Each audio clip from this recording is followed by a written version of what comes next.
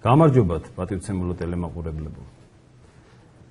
ბაგრატოვანთა დრო კვლავ აგრძელებს უძველესი დინასტიის ბაგრატიონების შესახებ ისტორიული ცნობების მოწოდებას და საზოგადოებისთვის გაცნობას.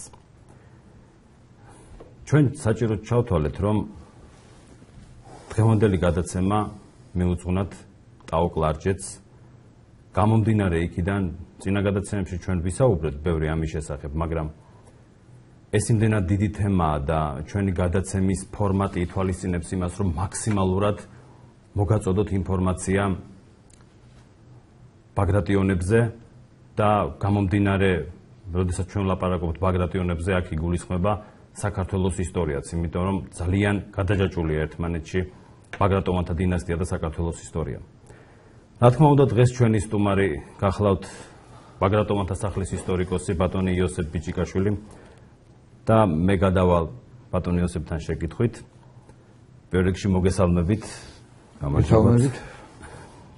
და დავსავ ესეთ შეკითხვას. ბატონო იოსებ, როგორი იყო შიდა დინასტიური ურთიერთობები ტაო კლარჯეთში?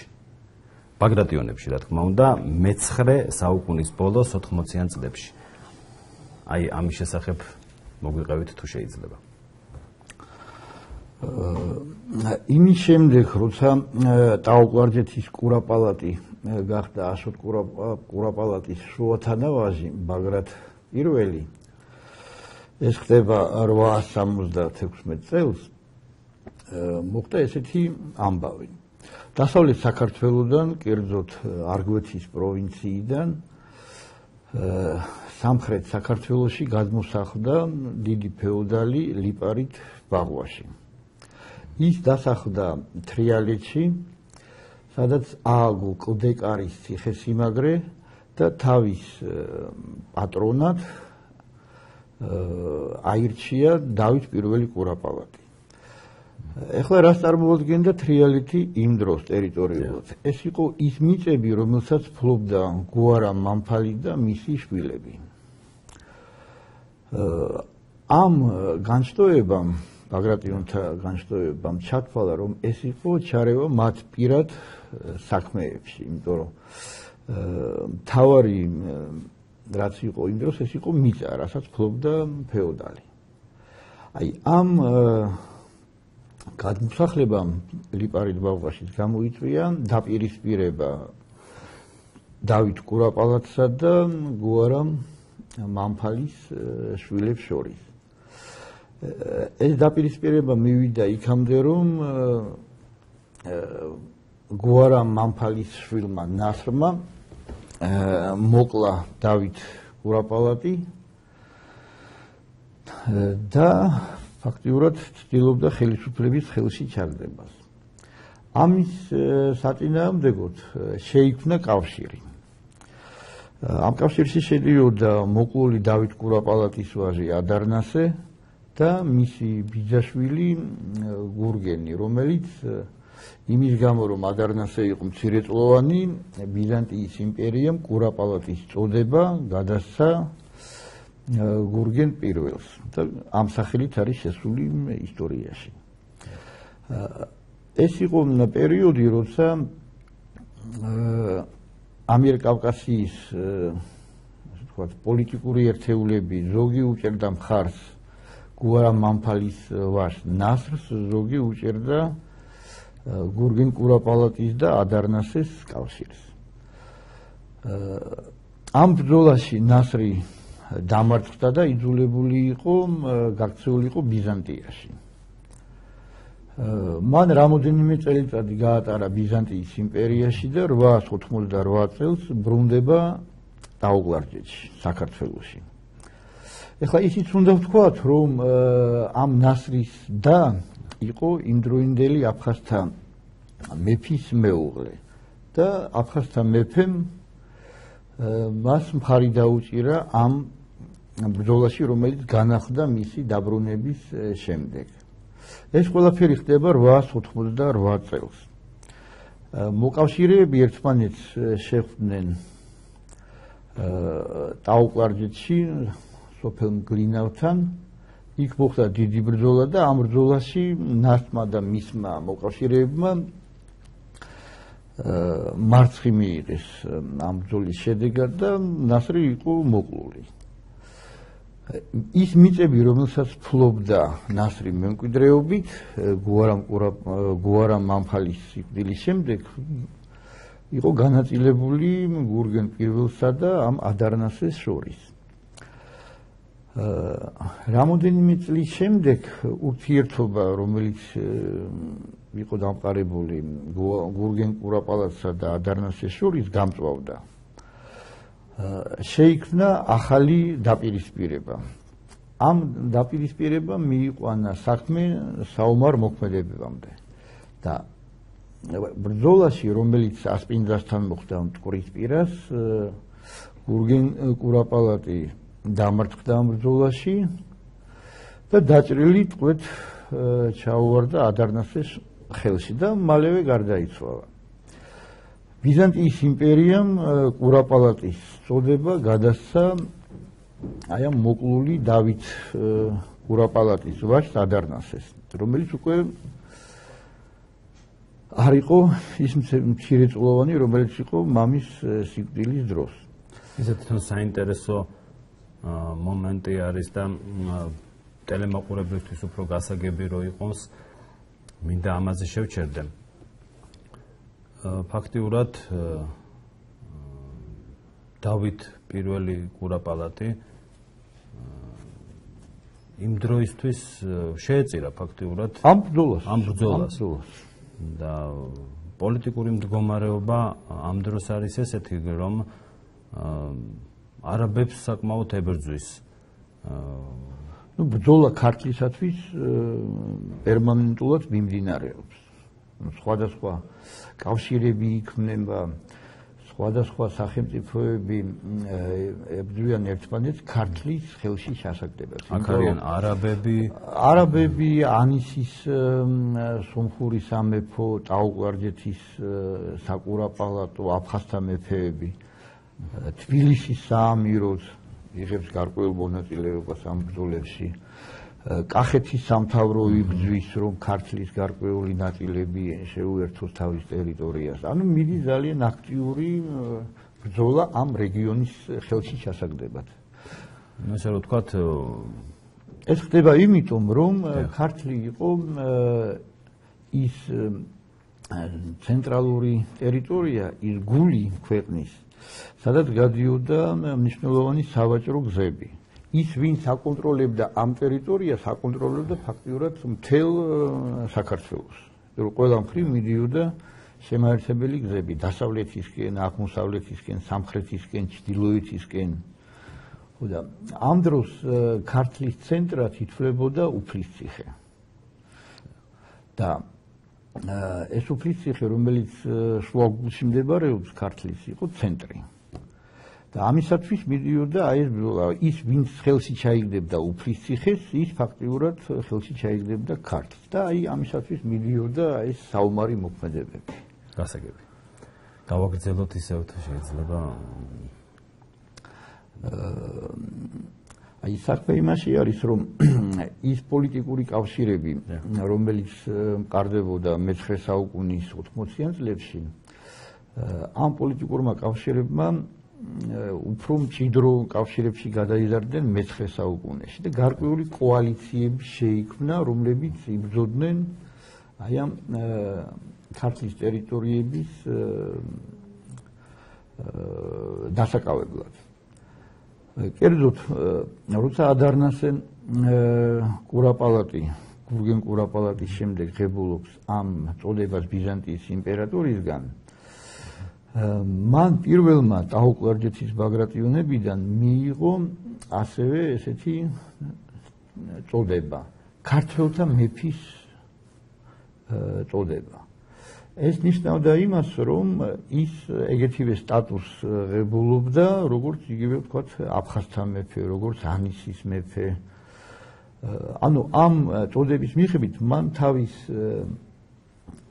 სახელმწიფო სტატუსი ერთი ნაბიჯით აწია ზემოთ. ეს ყველაფერი ხდება 898 წელს. იმიტომ რომ 897 წელს ცნობილი ადიშის ოთხთავის მინაწერში ადარნასე მეორე ჯერ კიდევ კურაპალატის წოდებით არის მოხსენიებული. ქართულ ისტორიოგრაფიაში მიღებულია, რომ ადარნასე მეორე ქართულთა კურაპალატის წოდება მიიღო 888 წელს, ანუ როგორც კი ნასრი გუარა მამფალის ვაჟი იყო მოკლული. ადიშის ოთხთავი გვაძლევს იმ ცნობას, რომლის თანახმად გამოდის, რომ 888-ში კი არ მიუღია ადარნასე მეორეს, არამედ მომდევნო 898 წელს. იმიტომ რომ აქამდე ყველა ისტორიული წყარო მას კურაპალატის წოდებით იხსენიებს. ხოლო 898 წელს იმდროინდელი ისტორიკოსი, სომეხი ისტორიკოსი იოანე კათალიკოსი ადარნასე მეორეს უკვე მეფის ტიტულით იხსენიებს და მოვლენებთან, რომლებიც ამ წელთან იყვნენ, ამ წლის წინ იყვნენ, ყოველთვის კურაპალატის წოდებით არის ცნობილი. ანუ 898 წელს ადარნასე მეორემ აი ეს წოდება, ქართველთა მეფის ტიტული გახდა მის წოდებად. ამ პერიოდში შეიძლება ბოდიშით გაწყვეტინებთ, გავაგრძელოთ, მე არ დაგავიწყდეთ აზრი. ამ პერიოდში შეიძლება ჩაითვალოს, რომ უკვე ტაო-კლარჯეთის გაძლიერდა იმ დონემდე, რომ უკვე ის დომინირებს. თუ ჯერ პროცესი მიდის კიდევ. ეს ნაბიჯ-ნაბიჯ მიდიოდა ეს პროცესი. აი როგორც ჩანს ისტორიული მოვლენებიდან, უფრო ძლიერი ამ პერიოდში არის დასავლეთ საქართველოს აფხაზთა სამეფო. აი აფხაზთა მეფეები ცდილობენ უფლისციხის ხელში ჩაგდებას და პერიოდულად სამხედრო ექსპედიციებს აწარმოებდნენ ამ მიმართულებით. აი 907 წელს აფხაზთა მეფემ კონსტანტინე მესამემ დააპირა უფლისციხის ხელში ჩაგდება. მას აღუდგნენ ერთის მხრივ ადარნასე მეორე, რომელიც ფაქტიურად ორ ტიტულს ფლობდა, ქართულთა მეფის და კურაპალატის და მისმა მოკავშირემ სომეხთა მეფემ სუმბად პირველმა აღუდგნენ ამ კონსტანტინე მესამეს უფლისციხის ხელში ჩასაგდებით. მოხდა ბრძოლა უფლისციხესთან და ამ ბრძოლაში კოალიციამ გაიმარჯვა. და კონსტანტინე მესამე იძულებული იყო დროებით დაეტოვებინა უფლისციხის და ქართლის ხელში ჩაგდება. ამ მოვლენებს ცოტა მოგვიანოთ მოყვა არაბების დიდი ბოლო შემოსევა, ეგრეთ წოდებული აბულყასიმის შემოსევა ამიერკავკასიაში. ესეც სადამსჯელო გარკვეულწილად ხო, გარკვეულწილად სადამსჯელო ღონისძიება იყო არაბების, ანუ ამ დროისთვის არაბების ხელისუფლება სუსტდება მთლიანად ამიერკავკასიაში. ის არაბი მფლობელები, რომლებიც ბაღდადის ხალიფას ხელისუფლებას წარმოადგენდნენ ადგილებს, ისინი ცდილობდნენ, რომ ეს მათი თანამდებობა გამხდარიყო მემკვიდრეობითი და აი ახალ არაბულ დინასტიებს, ახალ მუსულმანურ დინასტიებს არსებდნენ აღმოსავლეთ ამიერკავკასიის ტერიტორიებზე და იწყებდნენ ბრძოლას თავის ხელისუფლების გასაძლიერებლად. აი ერთ-ერთი ესეთი მომენტი ამ ბრძოლის იყო აი ამ აბულყასიმის 914 წელს სადამსჯელო ოპერაცია. ამ ბრძოლების დროს მან გაიარა სომხეთი და შეიჭრა ქართლში. ქართული ქრონიკა მატიანე ქართლისა ახსენებს ესეთ ფაქტს, რომ ზუსტად ამ დროს არის დამწვარი მცხეთა და ჯვარი. მცხეთა და ჯვარი იგულისხმება ჯვრის ეკლესია მცხეთის თავზე და სვეტიცხოვლის კათედრალური ტაძარი. და ამის შემდეგ დროებით არაბებმა როგორც ჩანს შეძლეს თავის რაღაც სიძლიერის გაფართოება, თავის ხელისუფლების გაფართოება აი ამ გარკვეულ ტერიტორიებზე. ეს დროებითი იყო და თანდათან ეს პროცესი უკან და უკან მიდიოდა, იმიტომ რომ არაბები კარგავდნენ კონტროლს ამიერკავკასიის ქვეყნებზე. გასაგებია. აი ამ პერიოდში შეიძლება ჩაითვალოს, რომ ესე იგი საგარეო პოლიტიკა ესე მიმდინარეობს, რომ გარკვეულწილად ჩვენი მეზობელი ესეთი ძლიერი სახელმწიფოები შეიძლება თქვათ ესე ცდილობენ ქართულ ამიერკავკასიაში გავლენის მოპოვებას და მიდის ბრძოლა. და ამ დროს ტაო-კლარჯეთის მმართველები, ანუ პირველი ბაგრატიონები ცდილობენ რომ გამოიყენონ გარკვეულწილად შეკრან კოალიციები და დომინირება მოიპოვონ ამიერკავკასიაში. პირველი იმით, რომ მათ ხელში ჩაიგდონ ქართლი, შემოიერთონ ქართლი და აქედან გამომდინარე ანუ სახელმწიფოებრიობას ჩაუყარონ საფუძველი, შეგვიძლია. ანუ გააძლიერონ თავის სახელმწიფო, ხომ? ამით თქმა გინდათ. გააძლიერონ სახელმწიფო, რა თქმა უნდა. ჩვენ ეხლა რეკლამაზე გასვლის დროა. პატივცემულო ტელემაყურებლებო, ცოტა ხანში დაგიბრუნდებით ისევ.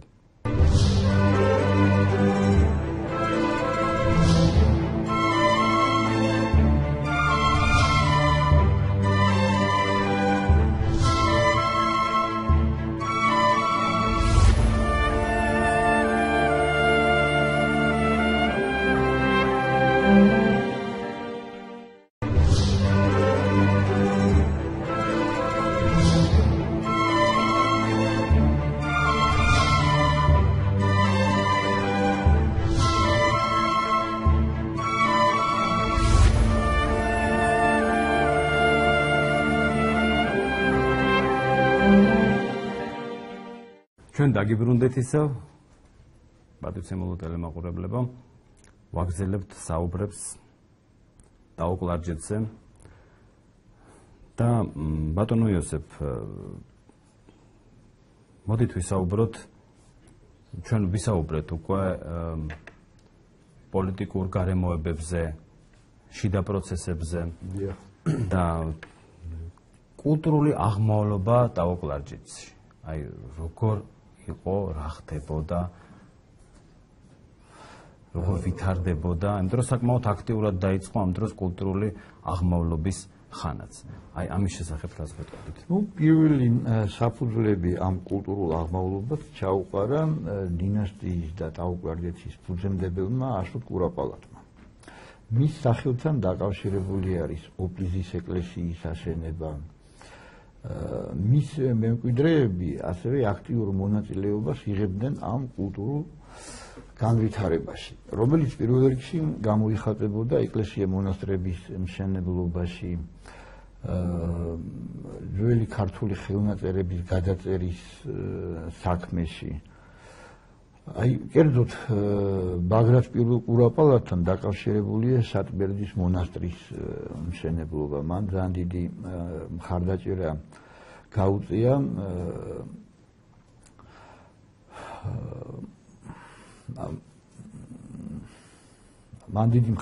გაუწია გრიგოლ ხანძთელს, აი სატბერდის მონასტრის მშენებლობის დროს.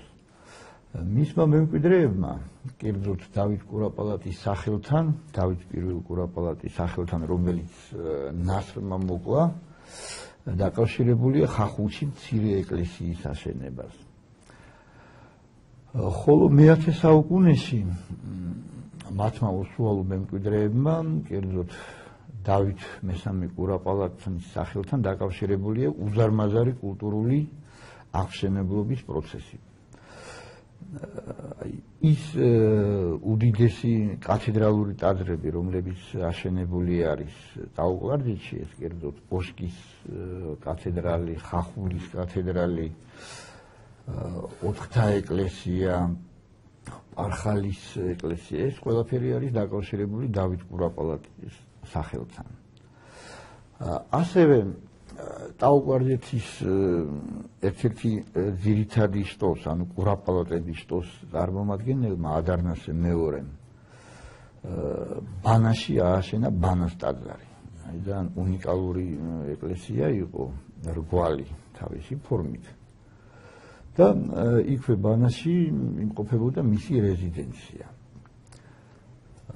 ეს ყველაფერი მეტყველებს იმაზე, რომ ნელ-ნელა ნაბიჯ-ნაბიჯ კულტურული აღმავლობა ტაო-კლარჯეთის საკურაპალატოში მიმდინარეობდა. და რაც უფრო მეტი დრო გადიოდა დაარსების შემდგომ, ეს მათი მოღვაწეობა ამ მიმართულებით სულ უფრო ვითარდებოდა. უფრო მეტი ეკლესიების შენდებოდა, ციხესიმაგრეები, რაც აუცილებელი იყო ქვეყნის ძლიერებისთვის. კულტურული მემკვიდრეობა გამოიხატებოდა იმაში, რომ დამყარდა კავშირები ქართულ მონასტრებთან, რომლებიც საქართველოს გარეთ იყვნენ დაარსებული, ანუ იგივე სინასთასთან, იგივე იერუსალიმის ჯვრის მონასტერთან. აი ხშირად ტაო-კლარჯეთის ბაგრატიონები უკვეთებდნენ ამა თუ იმ ხელნაწერის გადაწერას, რომელიც ბრუნდებოდა ტაო-კლარჯეთში და მერე უკვე ვრცელდებოდა მთელ საქართველოში. იცით რა მაინტერესებს და ნამდვილად ტელემაყურებლებსაც დააინტერესებთ. შეიძლება ჩავთვალოთ, რომ ტაო-კლარჯეთში დაწყებული კულტურული აღმავლობა, იგივე მშენებლობა, ციხესიმაგრეების, ეკლესია მონასტრების დომინირებდა ვიდრე სხვა სამთავროებში. აი იქ როგორ იყო ამ პერიოდში ამ მხრივ საკითხი? ანუ იქაც მიმდინარეობდა აღმავლობის პერიოდი. ანუ მე-10 საუკუნე საქართველოს ანუ ამ მხრივ გამოკვეთილი შეიძლება ვთქვათ, რომ გამოკვეთილად ტაო-კლარჯეთში ხდება ეს უფრო ვიდრე სხვა სამთავროებში, სამეფოებში იმ დროს არსებულში. უფრო მეტი ინფორმაცია გვაქვს ამაზე და აი ჩანს, რომ აი ტაო-კლარჯეთში ხდებოდა ეს კულტურული აღმავლობა. ასევე აფხაზეთის სამეფოში ხდებოდა ახალი ეკლესიების აშენება, იგივე კახეთის სამთავროში ხდებოდა. ანუ ამ მხრივ შეიძლება ჩაითვალოს, რომ ამიერკავკასიის ამ რეგიონში აღმავლობის პერიოდი ხდება. ანუ როცა არაბები დასუსტდნენ, აი მაშინ იწყება გარკვეული კულტურული აღმავლობა ყველა სახელმწიფოებში, რომლებიც საქართველოს ტერიტორიაზე მდებარეობდა. გასაგები. ანუ როგორც ტაო-კლარჯეთში, ასევე აფხაზთა სამეფოში, ასევე კახეთში, ასევე ჰერეთში. უბრალოდ ჩვენ ტაო-კლარჯეთზე გაცილებით მეტი ინფორმაცია გვაქვს შემონახული. გასაგები. ძალიან საინტერესოა და აი რატომღაც უცებ გამიჩნდა ესეთი შეკითხვა, რომ ეს მარტო ტაო-კლარჯეთში ხდებოდა თუ სხვა რეგიონებში, არა როგორც ჩანს ეს აღმავლობის პერიოდი და საფუძველი ფაქტიურად ტაო-კლარჯეთში ჩაიყარა კულტურული აღმავლობის და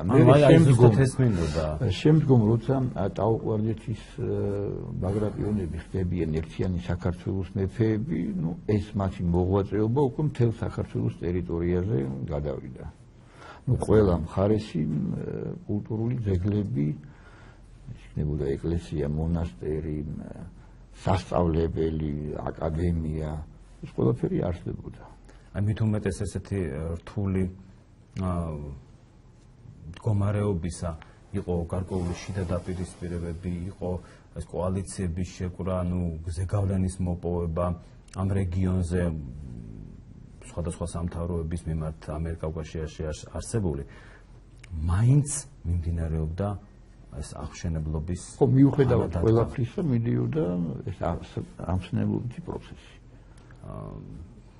ხაი ძალიან ცით რაღაცნაირად სულში მიხარია ამას, როცა უსმენ, რომ მით უმეტეს ესეთი მდგომარეობისა მაინც ესეთი აღმავლობის პერიოდი დადგა.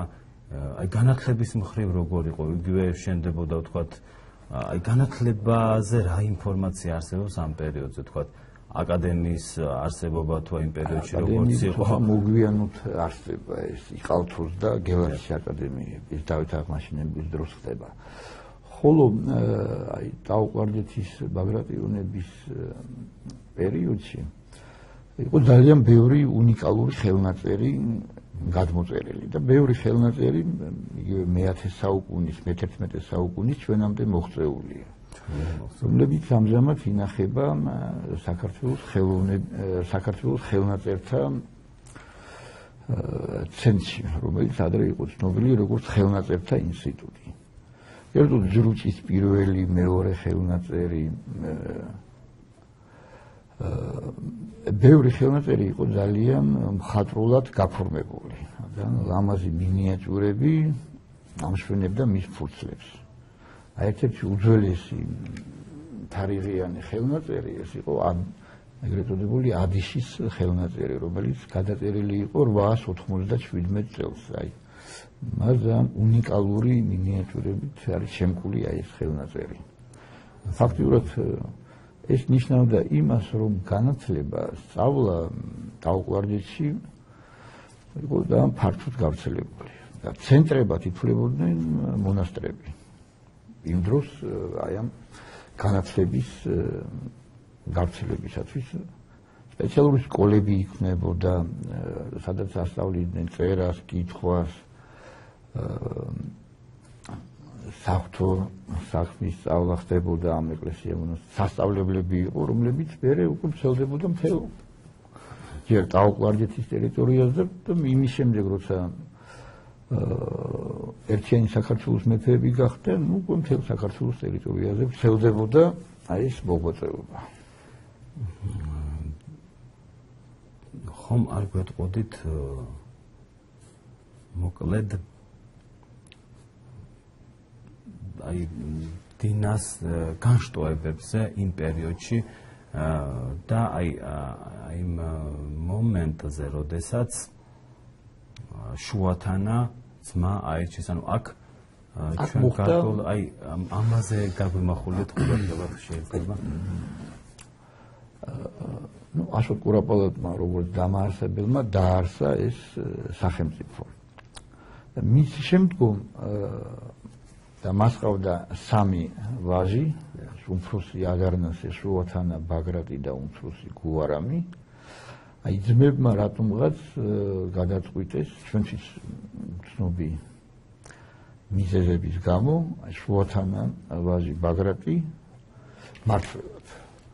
ხოლო მმართველობა და ბიზანტიის იმპერატორმა მას მიანიჭა ეს კურაპალატის წოდება. როგორც მოგეხსენებათ, ეს კურაპალატის წოდება ნიშნავდა მმართველს, ანუ ამ სამთავროში და ეს იყო ამ მმართველის ტიტული. ამით მოხდა ფაქტიურად ორისტოს ჩამოყალიბება.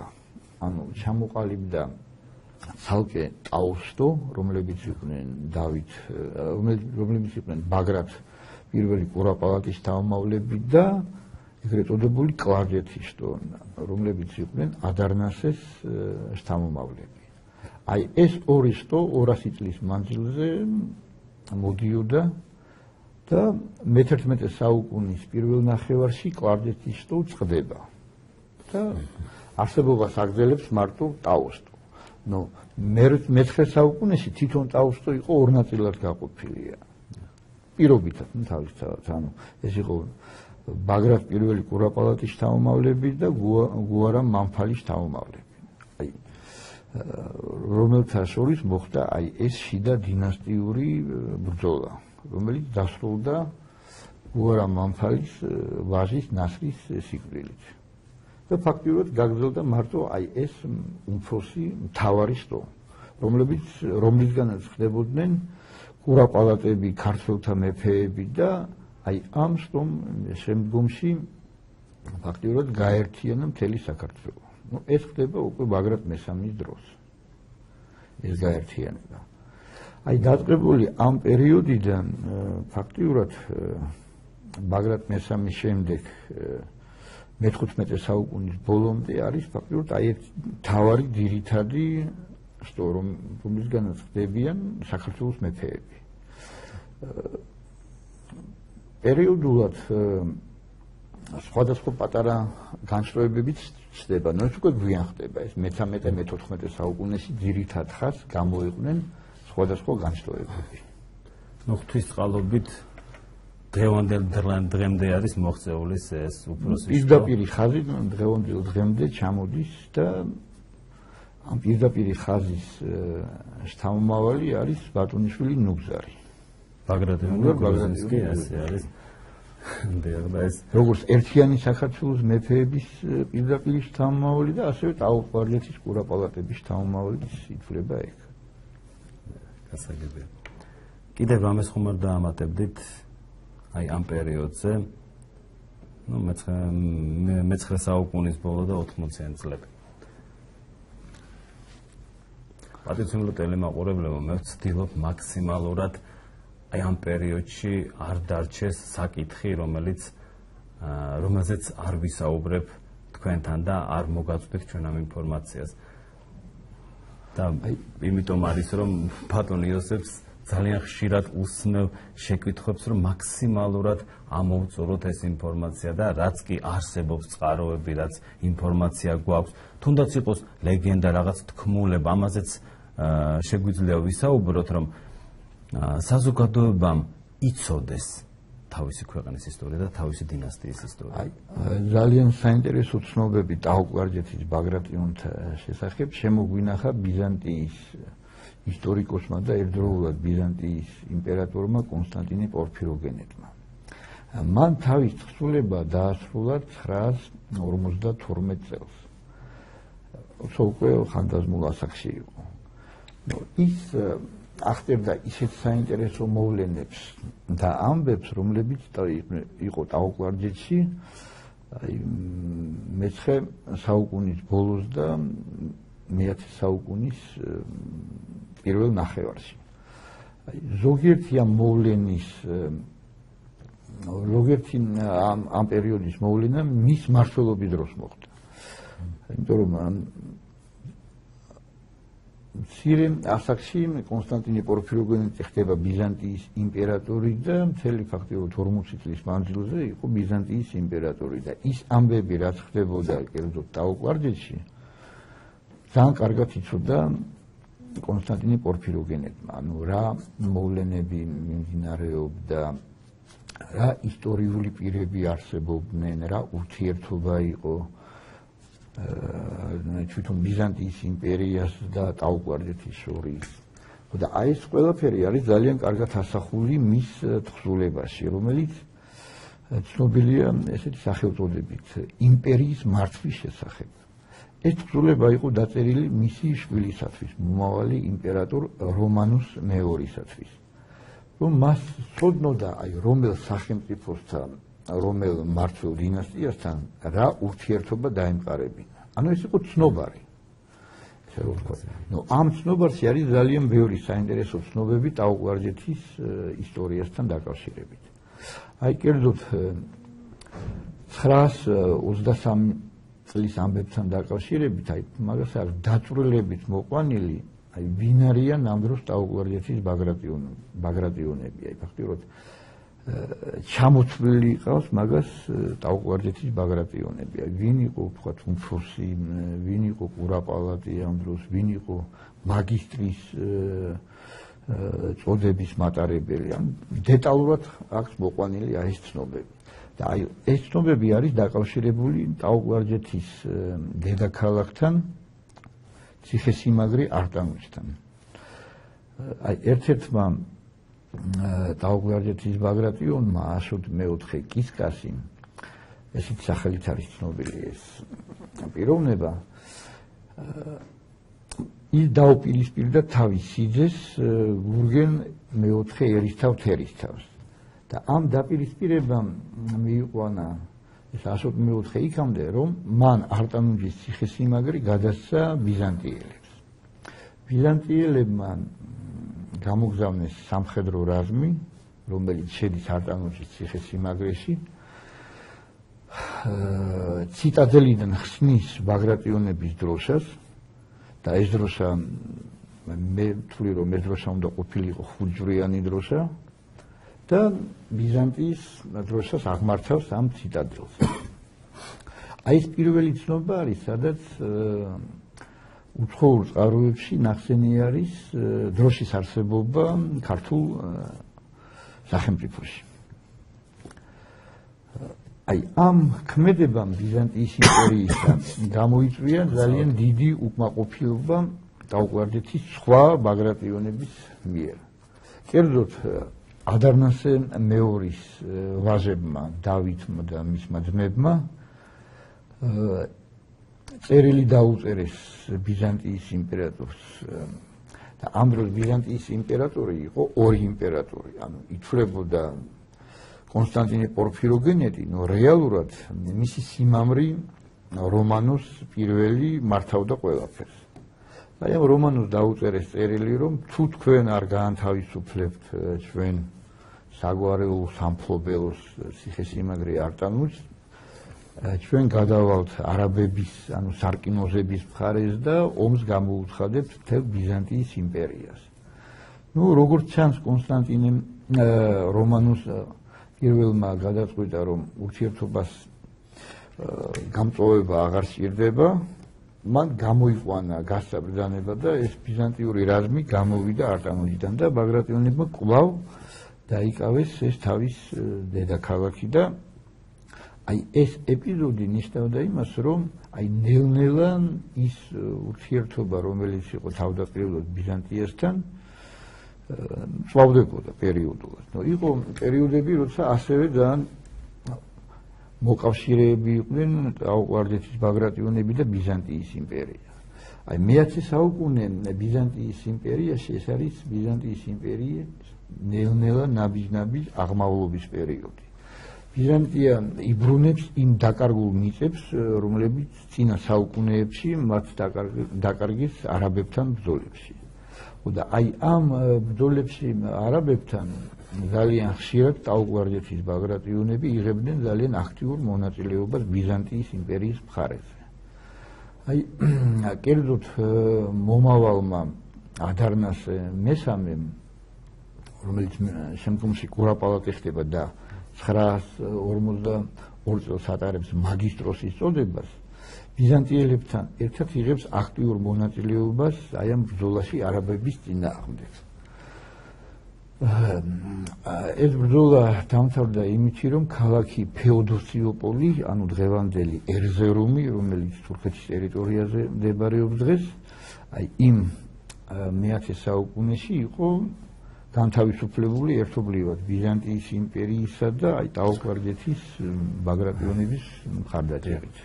ბატონო იოსებ, სამწუხაროდ ჩვენი გადაცემა დასასრულს მიუახლოვდა.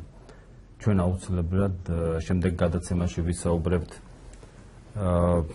ბიზანტია და ბაგრატიონებს შორის ურთიერთობაზე და შეიძლება ითქვას კარგად განვავრცობთ ამ თემას. ჩვენ გემშვიდობებით პატივცემულო ტელემოყურებლებო, აუცილებლად ჩვენ დაუბრუნდებით ამ თემას და ვისაუბრებთ თუ რა ურთიერთობა ჰქონდა ბაგრატიონებს ტაუკლარჯეთის დროს ბიზანტიის იმპერატორებთან და ამ პოლიტიკური ისტორიული კუთხით განვიხილავთ ამ საკითხს. და არა მარტო პოლიტიკური ისტორიული, არამედ კულტურული და სხვა კიდევ მაქსიმალურად რომ ამოვწუროთ ეს ურთიერთობები. გემშვიდობებით, მომავალ შეხვედრამდე, კარგად ბრძანდებოდეთ.